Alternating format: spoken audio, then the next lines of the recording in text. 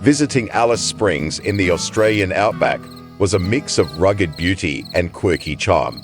What I didn't expect was to meet Bluey, a larger-than-life local who seemed to embody the spirit of the desert, complete with a dry wit and a collection of tales so tall they might have touched the top of Ayers Rock.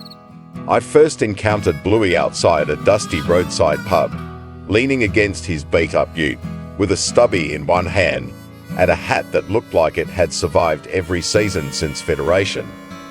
"Good day, mate," he called out as I approached. "You lost?" "No, just exploring," I said. "Exploring, eh?" he said, cracking a grin that was as wide as the Outback. "Well, welcome to the middle of bloody nowhere. Hope you brought sunscreen and patience. Things move slower out here than a wombat on a hot day." Before I knew it, Bluey had taken it upon himself to show me the real Alice Springs. We hopped into his ute, which rattled like a bag of loose bolts as we tore down a dirt track.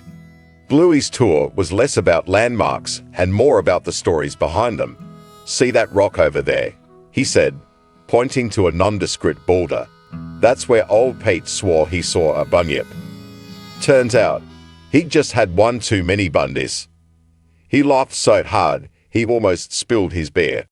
As we drove down the dusty road, Bluey shared his philosophy on life. "The Outback's simple, mate," he said. "You work hard, play harder, and never trust a bloke who says he doesn't like Vegemite." We eventually stopped at a billabong where a flock of parrots cawked noisily overhead. Bluey handed me a fishing rod that looked like it had been through the Eureka stockade. "Let's see if you've got what it takes," he challenged. We went to a small lake and cast the line, feeling optimistic. But then it snagged on something. "Caught the big one, did ya?" Bluey teased, grabbing the rod to help.